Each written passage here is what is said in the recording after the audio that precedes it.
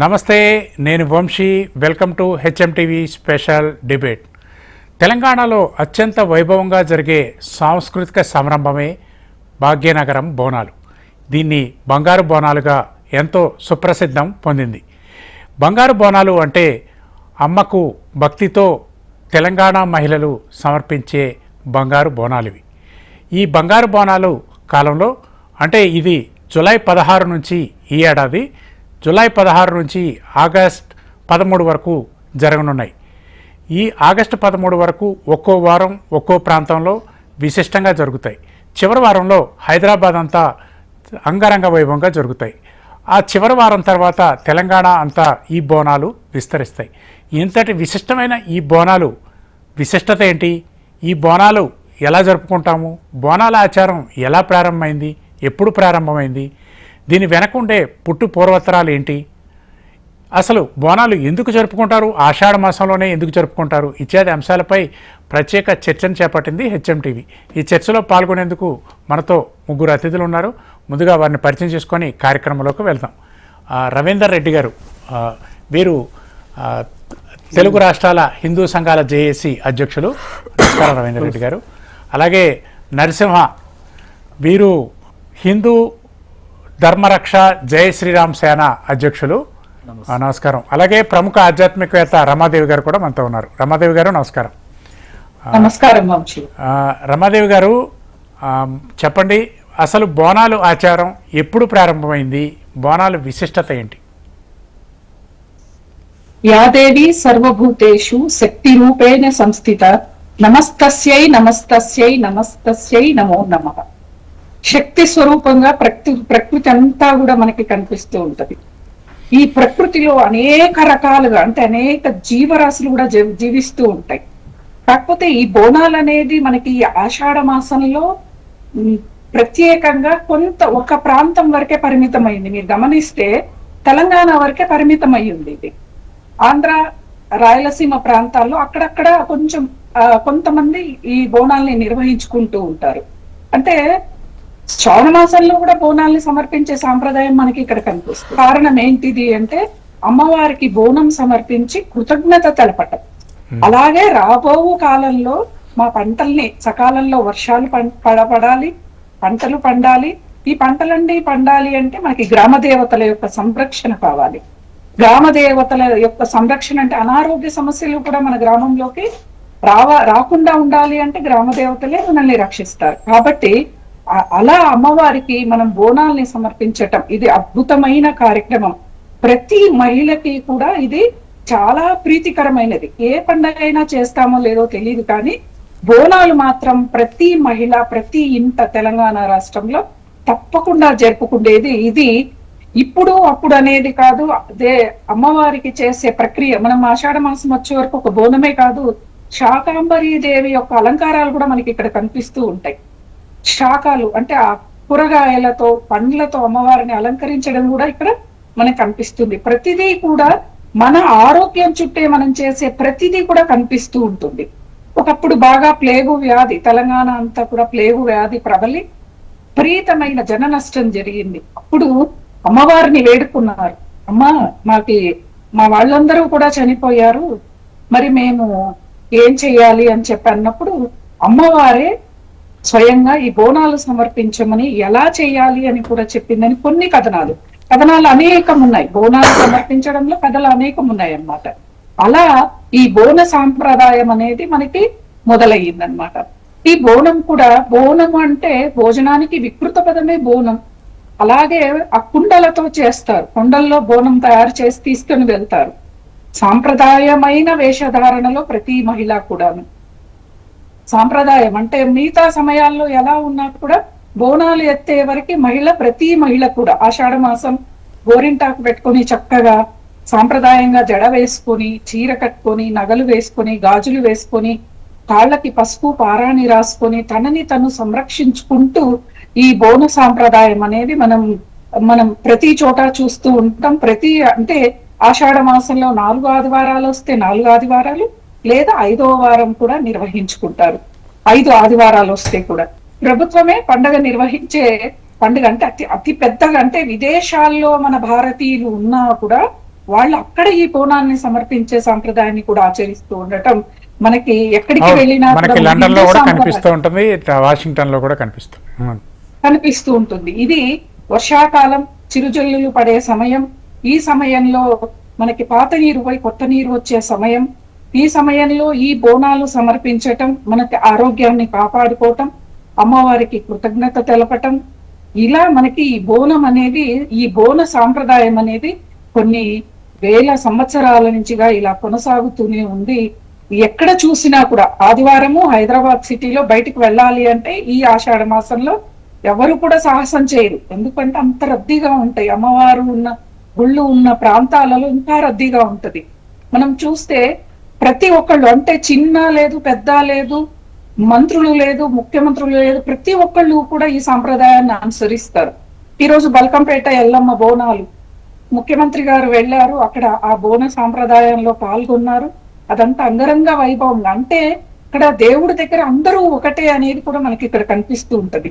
ఎక్కడికి వెళ్ళినా కూడా మన భారతదేశ సనాతన సాంప్రదాయం అనేది ఉట్టిపడేలాగా మన పండగలు, మన సాంప్రదాయాలు అనేది మనకి ఇక్కడ కనిపిస్తూ ఉంటుంది అన్నమాట. చాలా అద్భుతంగా వివరించారు రమాదేవి గారు. రవీందర్ రెడ్డి గారు, ఇది చాలా విశిష్టమైన సాంప్రదాయం. ఇది చాలా ఏళ్ల నుంచి మన తెలంగాణలో నడుస్తుంది. దీని చరిత్ర ఏంటి, దీని పుట్టుపూర్తలు ఏంటి? ముఖ్యంగా భాగ్యనగర్ హిందూ బంధువులందరూ కూడా బోనాల పండుగ శుభాకాంక్షలు. ప్యానల్లో ఉన్న పెద్దలు కూడా అందరు కూడా నమస్కారాలు. తెలంగాణ బోనాలు అంటేనే ప్రతి ఒక్క ఇంటిలో పండుగ. ముఖ్యంగా హైదరాబాద్ సికింద్రాబాద్ లష్కర్ బోనాలు, ఇది మరి పట్నం లష్కర్ అనేటువంటి హైదరాబాద్ సికింద్రాబాద్ రెండు గ్రామాలకు సంబంధించినటువంటి బోనాలు. ఈ యొక్క బోనం చరిత్ర ఇంతకుముందు పెద్దలు చెప్పినట్టు ఒక నైవేద్యంగా రూపకంగా బోనం అంటే భోజనము, అది నైవేద్యము. మనము కొత్త బియ్యంతో బెల్లం అన్నము శాఖ పెట్టి మనము అమ్మవారికి బోనం చేస్తూ ఉంటాం. కానీ ఈ బోనం చరిత్ర అనేటువంటిది సుమారు ఒక 1000 ఏళ్ల చరిత్ర చారిత్రకారులు చెప్తా ఉన్నారు.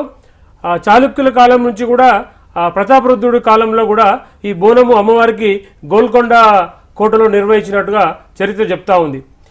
ముఖ్యంగా మనకు అమ్మవారికి ఒక కృతజ్ఞతా భావంతో ఈ యొక్క బోనం చేయడం జరుగుతూ ఉంది. ఏదైతే చరిత్ర మనకు 1000 ఏళ్ల చరిత్ర ఉంది, అలాగే చూసుకుంటే మనకు ఈ యొక్క నగరంలో 400 ఏళ్ల కింద, అంటే 1813 సంవత్సరంలో ఒక ప్లేగు వ్యాధి, ఈ కలరా వచ్చి చాలామంది చనిపోతూ ఉన్నారు. అప్పుడు అమ్మవారిని భక్తులంతా కోరారు, అమ్మ మాకు మంచిగా అయితే మీకు నైవేద్యం పెడతాము, మాకు బోనం చేస్తాం ప్రతి సంవత్సరము, ఈ నగరాన్ని అంతా చల్లగా చూడండి అని చెప్పి కోరుకున్నప్పుడు అమ్మవారు దయతెలిచి అందరికి కూడా, అంటే చాలామంది ఎన్ని మందులు పెట్టినా కానీ బతికే పరిస్థితి లేదు, ఎలాంటి వైద్యం చేసినా బతికే పరిస్థితి లేదు. అలాంటప్పుడు అమ్మవారు మహిమ చూపించి మనకు ఉజ్జయిని మహంకాళి కానీ, తర్వాత లాల్ దర్వాజా అమ్మవారు కాళీమాత కానీ, తర్వాత గోల్కొండ అమ్మవారు కానీ, ఈ అమ్మవార్లందరూ కూడా నగరంలో ఉన్నటువంటి భక్తులందరికీ కూడా ఆ రోగాలన్నీ పోయేటట్టు చేసి ఆ ఒక నిదర్శనమే ఈ యొక్క బోనాల పండుగ. ముఖ్యంగా ఈ బోనం మనం చేస్తూ ఉన్నామంటే ఇవాళ అందరు కూడా సిల్వర్ బిందెల్లో, ఇత్తడి బిందెల్లో బోనం చేస్తూ ఉన్నారు. కానీ ఆచారం ఏం చెప్తా ఉందంటే మట్టి కుండలోనే బోనం చేయాలి. మట్టి కుండలో బోనం చేసి కొత్త బియ్యంతో బెల్లపన్నంతో అమ్మవారికి నైవేద్యం పెట్టాలి. తర్వాతే అలాగా మనం నైవేద్యం పెట్టినప్పుడు బోనము 2 కుండలుగా బోనం పెడతారు. ఒక కుండనేమో అమ్మవారికి అన్నం వండుకొని, రెండో కుండనేమో బెల్లపు నీళ్లు లేకుంటే మంచినీళ్ళు, దానిపైన గండదీపం పెట్టి అమ్మవారికి నైవేద్యం తీసుకెళ్తారు. అది కూడా ముఖ్యంగా మహిళలు, స్త్రీలే తీసుకెళ్ళాలి. ఇంటి ఆడపడుచు కానీ, ఇంటి ఇల్లాలు కానీ, ఇంటి కూతురు కానీ. ముఖ్యంగా ఇక్కడ ఈ సాంప్రదాయంలో మనం చెప్పుకుంటూ పోతే ఆషాఢ మాసము చాలా విశిష్టమైనటువంటి మాసం. ఇక్కడ ఆషాఢ మాసంలో ఈ తొలకలు జల్లులు పడి రోగాలు, అంటే ఈ అనారోగ్యానికి గురయ్యేటువంటి పరిస్థితి ఉంటుంది. కాబట్టి ఫస్ట్ మనం ఇక్కడ బోనంలో వేపాకులు వాడతాం. వేపాకులు అనేది యాంటీబయాటిక్. మనకు చరిత్ర చెప్పింది వేప చెట్టులో ఎంత యాంటీబయాటిక్ ఉన్నది అనేది కూడా చరిత్ర చెప్తా ఉంది. అది ముఖ్యంగా మనం వేపాకు, పసుపు, కుంకుమ ఇవన్నీ వాడి మనం బోనం తయారు చేస్తాం. కాబట్టి ఏదైతే మనం బోనం రూపకంగా అమ్మవారికి నివేదన సమర్పిస్తున్నామో, ఎంత పవిత్రంగా చూస్తున్నామో, అందులో సైంటిఫిక్గా కూడా చాలా మనకు లాభం కలిగించేటివి ఉన్నాయి. అలాగే మనం బోనం చేసినప్పుడు ఘటం కుండల ఊరేగింపు ఉంటుంది, పోతురాజుల ఆటలు ఉంటాయి, తర్వాత మనం చూసుకుంటే పలారా బండి ఊరేగింపు ఉంటుంది. అంటే ఒక పండుగ మొత్తం తెలంగాణ అంతా కూడా ఒక పండుగ వాతావరణం ఏర్పడుతుంది. ఇందులో ఘటం కుండలకు ఒక చరిత్ర ఉంది. ఘటం కుండ ఒక రాగి ఇత్తడి బిందెతో పెద్ద బిందెతో చేసి దాంట్లో నీళ్ళు తీసుకొని అమ్మవారిని ఆహ్వానించి మొత్తం ఊరంతా తిరుగుతారనమాట. ఈ ఘటం కుండ ఎత్తుకొని ఊరంతా తిరిగి ఆ గుడి దగ్గర తీసుకెళ్ళి అమ్మవారిని ఇచ్చేస్తారు. అట్లనే మనకు పోతురాజు అంటే అమ్మవారి స్వయంగా తమ్ముడుగా గ్రామ రక్షకుడుగా పోతురాజు చెప్పుకుంటూ వెళ్తాం. పోతురాజు అనేటువంటిది మనకు ఎవరైతే ఏదైనా దుష్టశక్తులను కాపాడాలంటేనే పోతురాజు కాపాడతారని మనకు చరిత్ర చెప్తుంది. తర్వాత చాలా మందికి కూడా మనము ఈ పోతురాజుల ద్వారా ఎన్నో రోగాలు తక్కువైనాయి. ఎందుకంటే దుష్టశక్తుల వల్ల కలిగే రోగాలన్నిటి కూడా పోతురాజు ఈ రోగాలతో ఒక దెబ్బ కొడితే ఈ యొక్క రోగాలన్నీ కూడా పోతాయని చెప్పి మనకు నమ్మకము. సనాతన ధర్మంలో అమ్మవారికి అంటే ఆడపిల్లకి ఎంత గౌరవం ఇస్తామో అమ్మవారికి ఎంత గౌరవిస్తామో అదే ఆడపిల్లకి అంత గౌరవిస్తాం. కాబట్టి ఈ బోనం ఆడపిల్లల ద్వారా మనము ఈ సమర్పణ చేయడం జరుగుతూ ఉంటుంది. ఎందుకంటే ఎప్పుడైతే బోనాల పండుగ జరుపుకుంటామో మన ఊరు బాగుంటుంది, మన ఇల్లు బాగుంటుంది, మన రాష్ట్రం బాగుంటుంది, మన దేశం బాగుంటుంది అని అమ్మవారు దీవిస్తుందని ఒక నమ్మకము, మన సదాచారము, మన సాంప్రదాయం అన్నమాట. ముఖ్యంగా నరసింహ గారు, మన బోనాలు ఎంతో విశిష్టమైనవి. బోనాలు ఎంత చరిత్ర ఉన్నదో దానికి మన లాల్ దర్వాజా బోనాలు సాక్ష్యంగా చెప్తారు. లాల్ దర్వాజా సింహవాహినిని నిజాం నవాబులు కూడా పూజించినట్టు మనకు ఆధారాలు ఉన్నాయి. అంత గొప్ప చరిత్ర ఉంది మనకి. నిజాం నవాబులు సైతం వర్షాకాలంలో అక్కడ గట్టు తెగిపోకుండా ఉండటానికి అమ్మవారిని పూజించినట్టు మనకి చరిత్ర చెప్తుంది. అంటే ముస్లిం నవాబులు సైతం మన అమ్మవారిని సేవించారు. అందుకే ఇప్పటికీ లాల్ దర్వాజాలో సింహవాహిని అమ్మవారికి అంత ప్రత్యేకత ఉంది. మరి ఈ బోనాల గురించి మీరేం చెప్తారు? ఈ బోనాల్లో ఆటపాటలు విశిష్టత ఏంటి? తెలంగాణ సాంస్కృతిక వైభవం అంతా కనిపిస్తుందా? తప్పకుండా. ముందుగా హెచ్ఎంటీవీ యాజమాన్యానికి మరియు ప్యానెల్లో ఉన్న సభ్యులకు కూడా నమస్కారం. బోనాలు అనేది ఒక తెలంగాణకు ఒక మణి కిరీటం లాంటిది, మణిరత్నం లాంటిది. బోనాల పండుగ అనేది ఇది చాలా గొప్ప విశిష్టమైనటువంటి పండుగ. ఇది సాంప్రదాయానికి, సంస్కృతికి, తెలంగాణ జానపద కళలకు అన్నిటికీ ప్రతిబింబంలా ఇది ప్రతిబింబిస్తుంది. ఈ యొక్క సంస్కృతి అన్నగారు అన్నట్టుగా ఇది కాకతీయుల కాలం నాటి నుండే ఈ బోనాల సాంప్రదాయం అనేది ఉంది. మనకి ఇక్కడ ఆషాఢ మాసంలో చూసుకుంటే దశమహావిద్యల్లో అన్ని శక్తిపీఠాల్లో అమ్మవారికి ఉత్సవాలు జరుగుతాయి. ప్రత్యేకత ఏంటి అంటే తెలంగాణలో ఆషాఢంలో మన ఆడపిల్లలకు కొత్తగా పెళ్ళైన వాళ్ళకు కూడా అందరికి కూడా మన ఇళ్ళలోనే ఉంటారు. వాళ్ళ అత్తగారింటికి వెళ్ళి మన ఇంటికి తీసుకొస్తాం. ఒకవేళ పెళ్ళైందనుకో ఇంట్లో ఉంటారు. ఇక్కడ అమ్మవారికి భోజనం సమర్పించడమే బోనం అన్నమాట. ఈ సాంప్రదాయం అనేది మనకు మొదటగా కాకతీయుల వారి నుంచి వచ్చింది. ఆ తర్వాత 1900, 1800 శతాబ్దంలో మనకు ప్లేగు వ్యాధి దేశమంతా వ్యాపించినప్పుడు సూరేటి అప్పయ్య అనే వ్యక్తి మన భారత సైన్యంలో పనిచేసేవారు. వాళ్ళు అక్కడ డోలీ సేవలు అవి చేసేవాళ్ళు ఉజ్జయిని, మధ్యప్రదేశ్లో.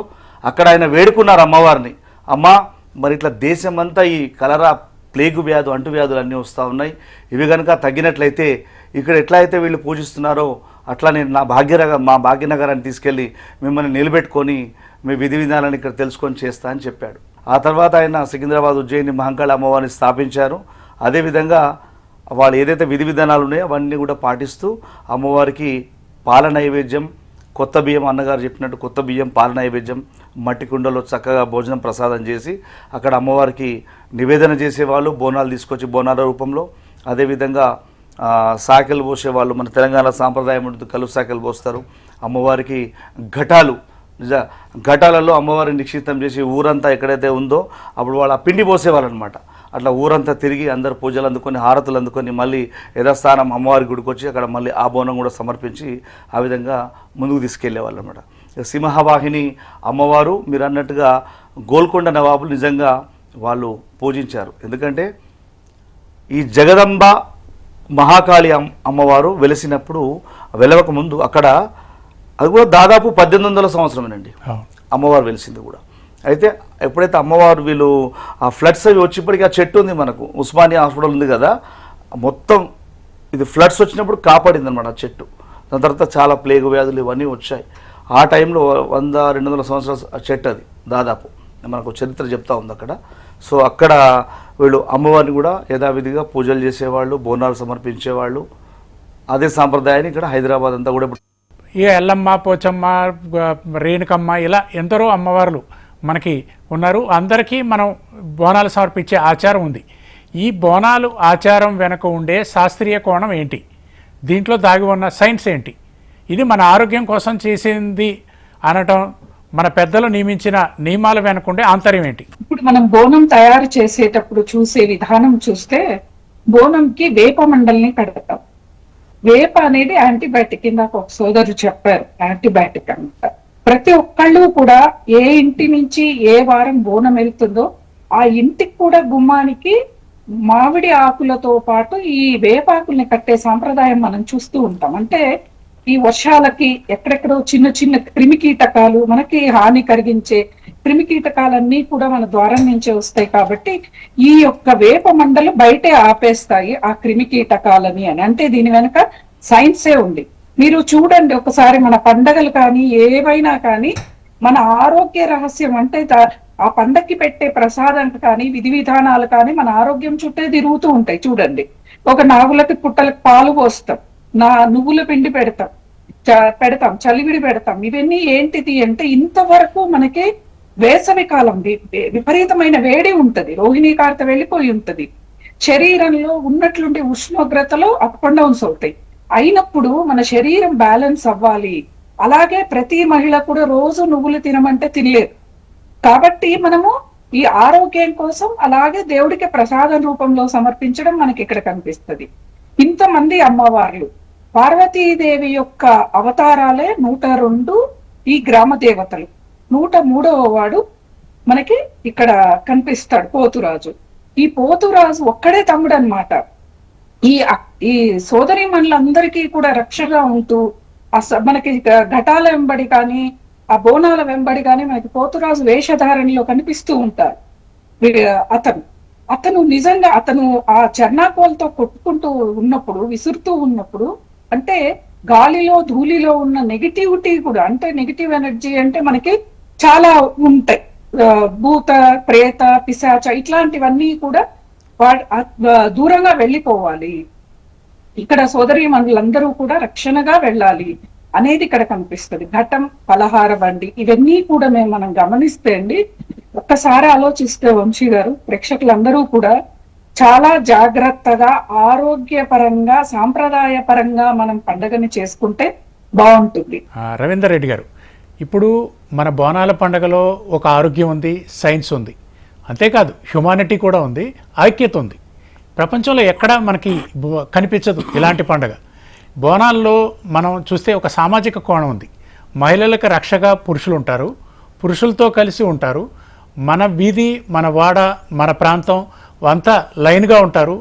ఒక ప్రాంతం వాళ్ళంతా ఒక దగ్గర చేసుకుంటారు, మరో వారం మరో ప్రాంతంలో చేసుకుంటారు, ఈ వారం ఇక్కడ వాళ్ళు అక్కడికి వెళ్తారు. ఇందులో సామాజిక ఐక్యత ఉందా? ఈ మన పెద్దలు నిర్దేశించడం వెనుకున్న కారణం ఏంటి?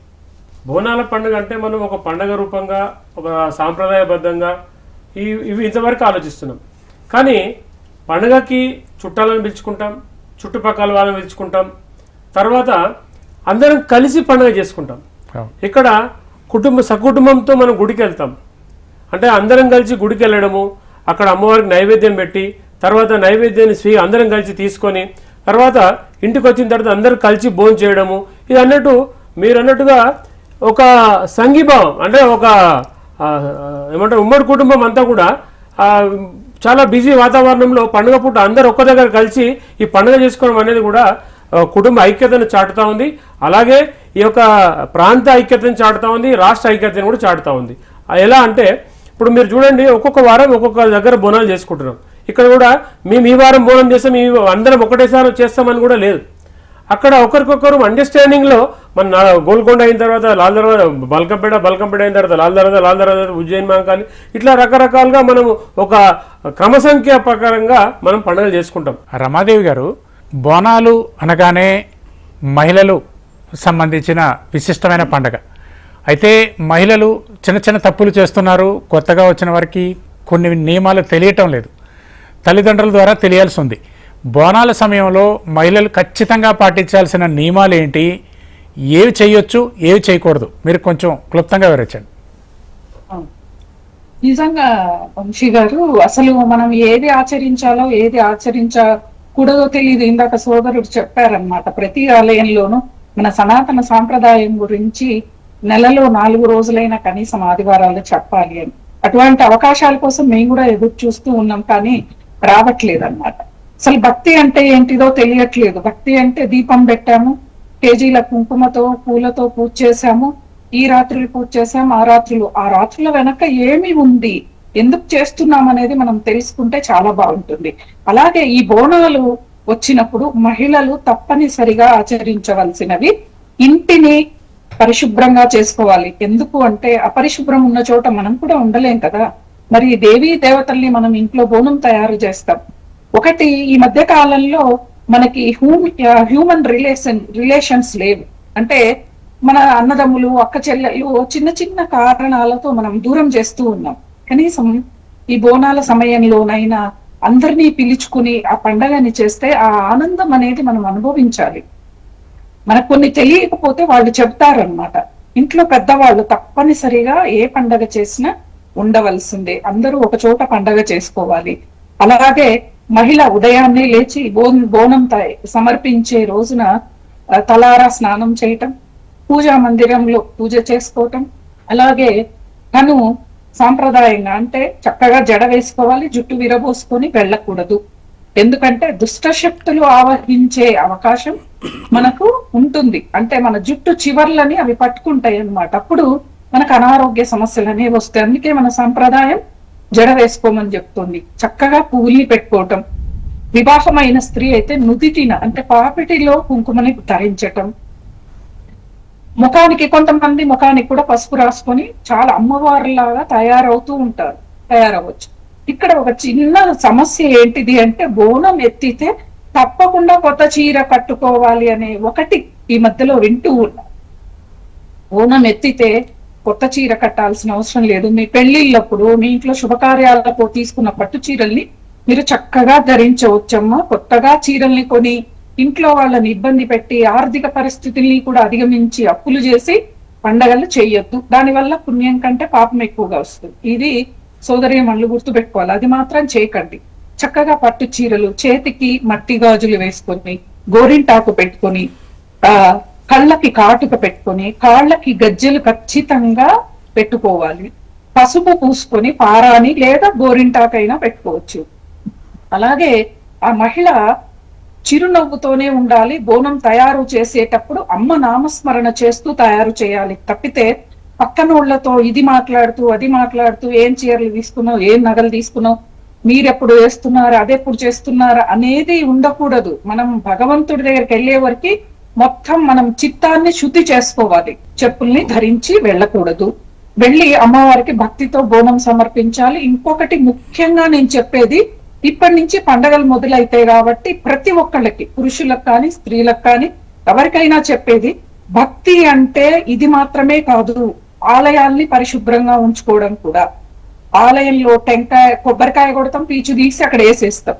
ఒక డస్ట్బిన్ ఉంటుంది, అక్కడ వేయాలి. లేకపోతే మనం తెచ్చుకున్న కవర్లు వేసుకుని ఇంటికి తీసుకెళ్లి మన ఇంట్లో డస్ట్బిన్ లో వేయాలి. తప్పితే గుళ్ళల్లో పసుపు కుంకుమ కట్టుకొని పేపర్లలో తెస్తే అవి అక్కడే వేయటం చాలా ఘోరంగా కనిపిస్తూ ఉంటాయి. ఆలయాలకు వెళితే ఆ భగవంతుడు పాపం తన చుట్టూ ఇంత అపరిశుభ్రమైన ప్రదేశంలో భగవంతుడు అమ్మవారు ఉంది అని చాలా బాధేస్తుంది అనమాట.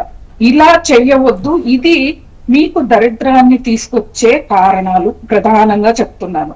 ఆలయాన్ని పరిశుభ్రంగా ఉంచుకోవటం కూడా భక్తిలో భాగం. ఇది ఇవాల్టి ప్రత్యేక కార్యక్రమం. ఈ కార్యక్రమంలో పాల్గొన్న రవీందర్ రెడ్డి గారికి, అలాగే నరసింహ గారికి, రమాదేవి గారికి ప్రత్యేక నమస్కారాలు.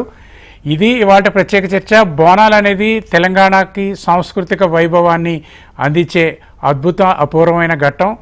మన దేవీ దేవతలని, ముఖ్యంగా శక్తి రూపమైన అమ్మవారిని కొలిచే మహోన్నతమైన పండుగ. ఈ పండుగని అందరూ సాంప్రదాయాన్ని పాటించాలని చెప్తున్నారు పెద్దలు. ఇది ఇవాళ కార్యక్రమం. మరో కార్యక్రమంలో మళ్ళీ కలుద్దాం.